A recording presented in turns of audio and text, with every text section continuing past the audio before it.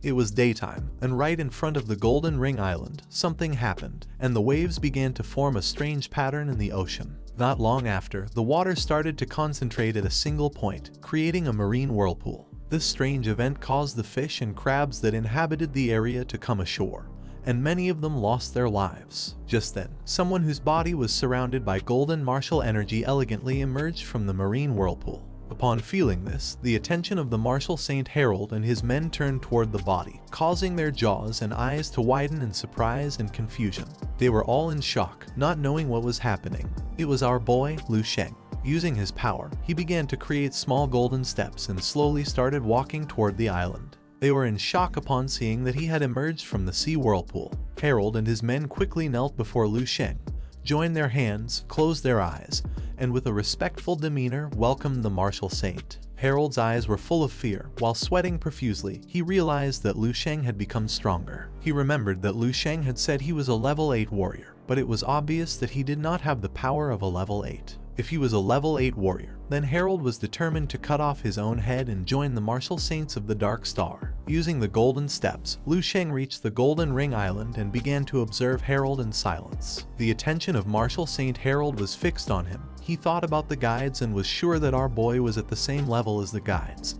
And even if he wasn't far from being so. Luang softly landed on the ground and, with a calm expression, asked if Harold and the others were ready. Harold lowered his head before him as a sign of respect. Luang's attention was fixed on them, and his eyes widened in surprise because this was very strange to him. He remembered that Harold's experts had died and many had been seriously injured during the attack by Dark Star and the Black Magic Society. He was confused because he did not know how so many experts had appeared again in such a short time. Thinking calmly, it did not take him long to realize that Harold had merged the experts from Dark Star and the Black Magic Society. Harold stood up, extended his hand, and with a pleasant expression mentioned that they were ready to leave at any moment. Luang looked away, and with a serene gaze said that there was no more time to lose. They boarded a private plane. Harold, who was sitting in the seat next to Luang, began to observe our boy in silence. Luang took out an energy crystal, and his attention was fixed on it. He could not help but sink into his thoughts since energy crystals held many secrets. Luang's eyes widened in surprise. He brought the energy crystal closer and explained that the energy crystals Harold had given him had been completely absorbed by his body,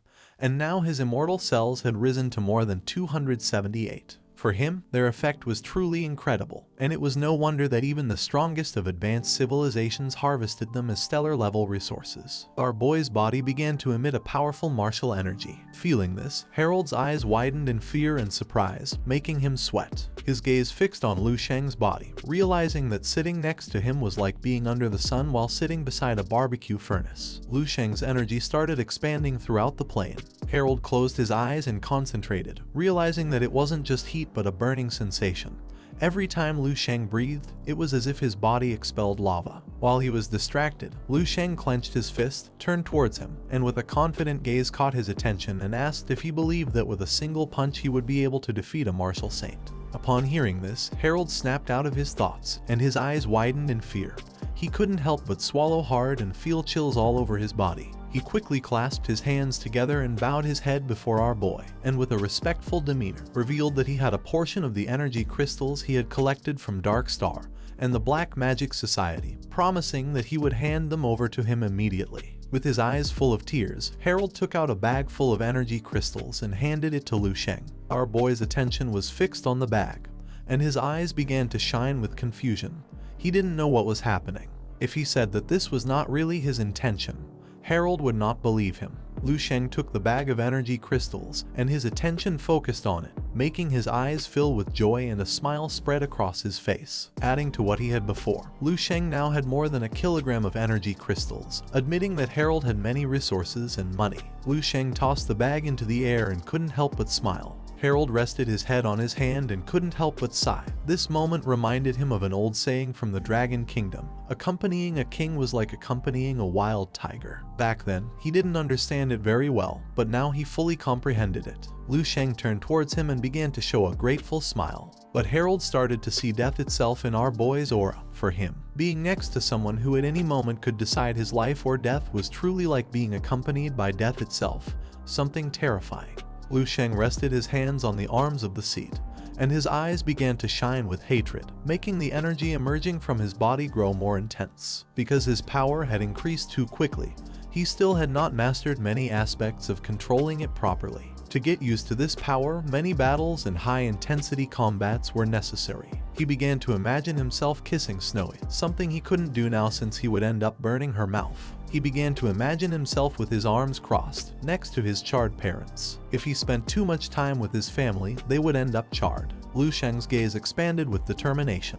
He placed his hand on his chest. He needed pressure. The last time the guides had taken account, there were 24 level 9 martial saints on the blue planet. Now that 3 had died and some were injured, adding Harold, only 20 remained. He began to imagine all the powerful martial saints of the planet staring at him intently. He didn't know if the 20 martial saints would be able to put pressure on him. If 2 couldn't pressure him, he planned to face 20 or even 30. Lu Sheng turned his head towards the airplane window and with a serious gaze began to observe the landscape. If fighting against all the martial saints was not enough, then there would be no other option but to fight against the so-called guides. The airplane was flying at high speed, and it was already midday. Half an hour later, they arrived at an island, and on top of the mountains, there was a castle. Once the airplane landed, Lu Sheng stepped out, and his attention was fixed on the castle. Harold, who was standing behind him, extended his hands and explained that this place was called the Island of the Thousand Sages, which had been named by the World Martial Arts Association.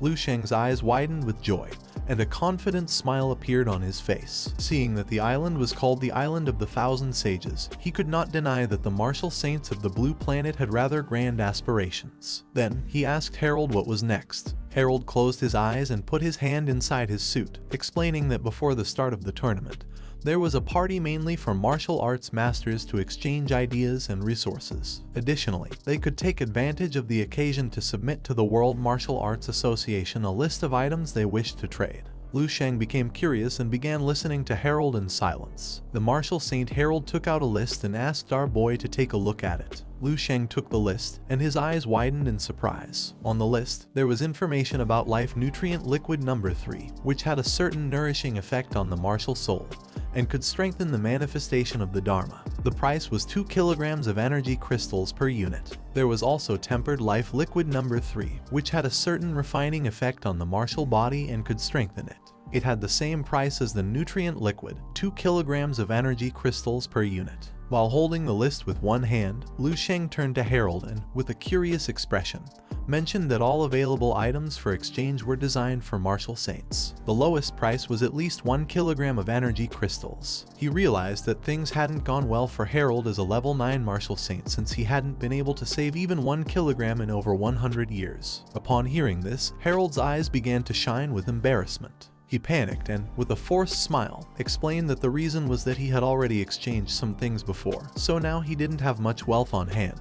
However, several martial saints with whom he had a good relationship still owed him quite a few energy crystals, promising that once he collected them, he would hand them over to Lu Sheng. A smile spread across our boy's face since he couldn't believe that the old fox Harold had an ace up his sleeve. Something caught our boy's attention, making him curious. His gaze fixed on the list, where there was also an item called Level 10 Will Protection Talisman. It contained the will of a level 10 expert, and could be activated at will, but its exchange price was 30 kilograms of energy crystals per unit. Lu Sheng remembered when that bastard Zhao Jai spat out a talisman while on the brink of death. He grabbed the list again, and his eyes widened in surprise, realizing that Zhao Jai had paid 30 kilograms for the talisman. He began to imagine martial saint Zhao Jai smiling and making various rare items float. After being the human god of the Dragon Kingdom for more than 100 years, his wealth was not something that a mere organization leader like Harold could match, and it was very likely that he had also kept the inheritance of many martial saints who had fallen in battle during the war between the Dragon and Lion Kingdoms. Lu Sheng's eyes widened with hatred. He knew that these things were surely only meant to deceive martial saints from remote villages. He started imagining the guides with items hanging from their fingers. He, better than anyone else, knew that guides took leftovers from their civilizations, things they no longer used, to give them to martial saints. And in this way, they managed to make them sell their souls for the items. First, the guides impoverished them by 90%, then they exchanged trash with them. And finally, they took 10% of the energy crystals, making it a perfect business. Luang began walking toward the castle and threw the list into the air, knowing that only by leaving the blue star and setting foot in the vast universe could one understand how immense and magnificent it truly was. Only then would they be able to stand on equal footing with true martial artists. A few hours later, the party began, and somewhere in the castle was the dressing room. Inside was Luang, who was getting dressed in front of a mirror. He started adjusting his tie and couldn't help but smile, not knowing if the guests would be able to recognize him if he stood before everyone. Harold, who was behind, extended his hands and with a smile mentioned that Luang's disguise was perfect, and although his appearance had changed, he still dazzled like a deity, radiant and perfect. With a serious expression, Luang explained that even if Harold made his adulation sound like flattery, he would still have to hand over every last gram of energy crystals he owed. Harold placed his hand on his chest, closed his eyes, and with a smile promised to do so and decided to go ahead. The guests began to enjoy the party, some drinking alcohol and others conversing among themselves. Luang came out of the dressing room and started walking through the hall, his attention fixed on the others. Everyone here had at least a grandmaster level, not only standing out in power, but also in appearance, realizing that this was truly a gathering of the planet's elite, nothing like the boring birthday celebration of the Chen family. Among those at the party were Dong Shengi and Lin Wanwan talking to each other. As Luang passed nearby, his gaze fixed on them. Seeing his brother-in-law's spirit, he noticed that he had resumed his martial path. Dong Shengi had shaved his hair. With a kind smile, he began to converse with Lin Wanwan. Seeing this, Luang couldn't help but smile. He didn't know if this was a symbol of starting from scratch. Luang started walking through the hall and began looking at all the guests. He wanted to see if there were any other old acquaintances. Just then, something caught Luang's attention, making him stop and turn to the side. At the party were also the marshals of the army, who were chatting among themselves with a smile. Luang began observing them and couldn't help but feel somewhat confused upon seeing that even the army of the Dragon Kingdom was here. Although they did not have their own martial saint, they had still come to fight for Tan Zhongyu and Lin Zhengyu's interests, and had even brought their most precious treasure, the old yet unbreakable sword. He was curious without knowing whether he should approach them to greet them. Just then, a portal opened in front of everyone. Seeing this, they couldn't help but feel joyful and excited. Everyone clenched their fists because Miss Flona, the flower of the alliance, had arrived. Luang's gaze fixed on the portal, and his eyes widened in surprise. A beautiful woman with long hair emerged from the portal and began walking through the hall, causing all the men to start cheering for her. Luang was mesmerized as he watched Flona. To him, a fairy tale princess would not be more dazzling than her, and her genetics were exceptionally perfect, far above ordinary. This is the end of the video. If you guys want to see the next part, then don't forget to subscribe and like the video.